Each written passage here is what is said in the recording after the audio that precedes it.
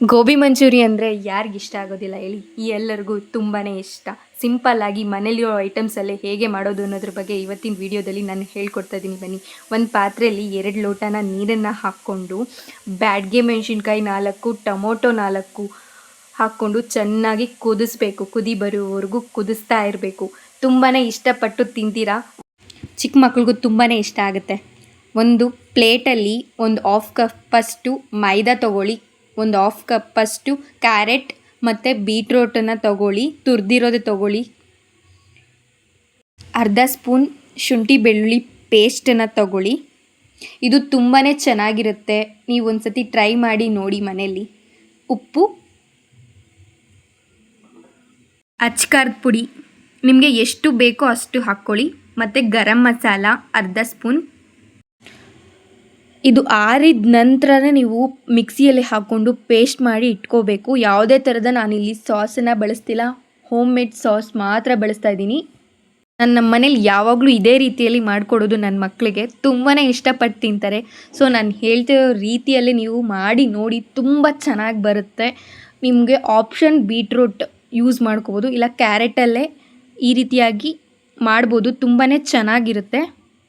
ಕಲಸಿ ಒಂದು ಪಕ್ಕದಲ್ಲಿ ಇಟ್ಬಿಟ್ಟು ಒಂದು ಬಾಣಲಿಯಲ್ಲಿ ಎಣ್ಣೆ ಚೆನ್ನಾಗಿ ಕುದೀತಾ ಇದೆಯೋ ಇಲ್ವೋ ಅಂತ ನೋಡ್ಕೊಳ್ಳಿ. ಮತ್ತು ಚಿಕ್ಕದಾಗಿ ಹಾಕ್ಕೊಳ್ಳಿ. ಆಗ ನಿಮಗೆ ರೋಸ್ಟ್ನೆಸ್ ಸಿಗುತ್ತೆ. ರೋಸ್ಟ್ನೆಸ್ ಸಿಕ್ಕವಾಗಲೇ ಅಲ್ವಾ ನಿಮಗೆ ಟೇಸ್ಟ್ ಸಿಗುತ್ತೆ. ನೋಡಿ, ನಾನು ಯಾವ ರೀತಿಯಾಗಿ ಚಿಕ್ಕದಾಗಿ ಹಾಕ್ತಿದ್ದೀನೋ ಅದೇ ರೀತಿಯಲ್ಲಿ ಹಾಕಿ. ತುಂಬ ಚೆನ್ನಾಗಿ ಬರುತ್ತೆ. ರೋಸ್ಟ್ನೆಸ್ ಸಿಗುತ್ತೆ. ಯಾವುದೇ ಥರದ ಕಾರ್ನ್ಫ್ಲೋರ್ ಯೂಸ್ ಮಾಡೋ ಅವಶ್ಯಕತೆ ಇಲ್ಲ. ಬರೀ ಮೈದಾ ಮಾತ್ರ ಯೂಸ್ ಮಾಡಿದ್ರೆ ಸಾಕು. ನೋಡಿ, ಈ ರೀತಿ ಕಲರ್ ಬರೋವರೆಗೂ ಚೆನ್ನಾಗಿ ಸ್ವಲ್ಪ ರೋಸ್ಟನ್ನು ಮಾಡಿಕೊಂಡು, ನೋಡಿ ನಾನು ತೋರಿಸ್ತಿದ್ದೀನಲ್ಲ ಆ ರೀತಿವರೆಗೂ ಮಾಡಿದ್ರೆ ಸಾಕು. ಅದೇ ಬಾಣಲಿಯಲ್ಲಿ ಸ್ವಲ್ಪ ಎಣ್ಣೆ, ಈರುಳ್ಳಿ ಹಾಕ್ಕೊಂಡು ಗೋಲ್ಡನ್ ಬ್ರೌನ್ ಬರೋವರೆಗೂ ಸ್ವಲ್ಪ ಫ್ರೈ ಮಾಡ್ತಾನೇ ಇರಿ. ಹೊರಗಡೆ ತಂದವಾಗ ಎಷ್ಟು ರುಚಿ ಇರುತ್ತೋ ಅಷ್ಟೇ ರುಚಿ ಮನೇಲಿ ಮಾಡ್ಕೊಂಡವಾಗೂ ತುಂಬಾ ಚೆನ್ನಾಗಿರುತ್ತೆ. ಒಂದು ಸತಿ ಟ್ರೈ ಮಾಡಿ ನೋಡಿ, ನಿಮಗೆ ರಿಸಲ್ಟ್ ಗೊತ್ತಾಗುತ್ತೆ. ನೋಡಿ, ಈ ರೀತಿಯಾಗಿ ಫ್ರೈ ಆಗ್ತಾ ಇರಬೇಕಾದ್ರೇ ಒಂದು 1/2 ಸ್ಪೂನಷ್ಟು ಶುಂಠಿ ಬೆಳ್ಳುಳ್ಳಿ ಪೇಸ್ಟನ್ನು ಹಾಕ್ಕೊಳ್ಳಿ. ಮತ್ತು ಫ್ರೈ ಮಾಡಿ. ಹಸಿ ಸ್ಮೆಲ್ ಹೋಗೋವರೆಗೂ ಫ್ರೈ ಮಾಡ್ತಾ ಇರಬೇಕು. ಹಸಿ ಸ್ಮೆಲ್ ಎಲ್ಲ ಹೋದ ನಂತರ ನಾವು ಟೊಮೊಟೊ ಸಾಸನ್ನು ರೆಡಿ ಮಾಡಿ ಇಟ್ಕೊಂಡಿರ್ತೀವಲ್ವ, ಆ ಟೊಮೊಟೊ ಸಾಸನ್ನು ಇಲ್ಲಿ ಹಾಕ್ಕೊಳ್ಬೇಕು. ಇದಕ್ಕೆ ನಾನು ಯಾವುದೇ ಥರದ ಉಪ್ಪನ್ನೇ ಆಗಲಿ ಖಾರದ ಪುಡಿನೇ ಆಗಲಿ ಸೇರಿಸಿಲ್ಲ. ಆಪ್ಷನಲ್ಲು, ನಿಮಗೆ ಬೇಕಂದರೆ ಹಾಕ್ಕೊಳ್ಳಿ. ನಾನು ಮುಂದೆ ಇದಕ್ಕೆ ಹಾಕ್ಕೊಳ್ತೀನಿ. ಮಕ್ಕಳು ತರಕಾರಿ ತಿಂದಿಲ್ಲ ಅಂದಾಗ ಈ ರೀತಿ ಮಾಡಿಕೊಡಿ. ಗರಂ ಮಸಾಲ ಅರ್ಧ ಸ್ಪೂನ್ ತಿರ್ಸ್ಕೊಡ್ತಾ ಇರಿ.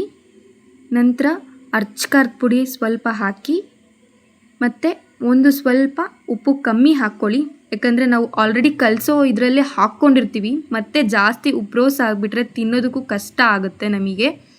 ನಂತರ ಕೊತ್ತಂಬರಿ ಸೊಪ್ಪನ್ನು ಹಾಕಿ ಚೆನ್ನಾಗಿ ಕುದಿ ಬರೋವರೆಗೂ ಚೆನ್ನಾಗಿ ಕುದಿಸಿ. ನಾವೇನು ಗೋಬಿನ ಮಾಡಿ ಇಟ್ಕೊಂಡಿರ್ತೀವಿ ಅದನ್ನು ಇಲ್ಲಿ ನೋಡಿ ಈ ರೀತಿ ಕಲರ್ ಬರೋವರೆಗೂ ರೋಸ್ಟ್ ಆಗಿ ಮಾಡಿ ಇಟ್ಕೋಬೇಕು. ಸೊ ಇದಕ್ಕೆ ಹಾಕ್ಕೊಂಡು ಮಿಕ್ಸ್ ಮಾಡ್ಕೊಳ್ಳೋಣ.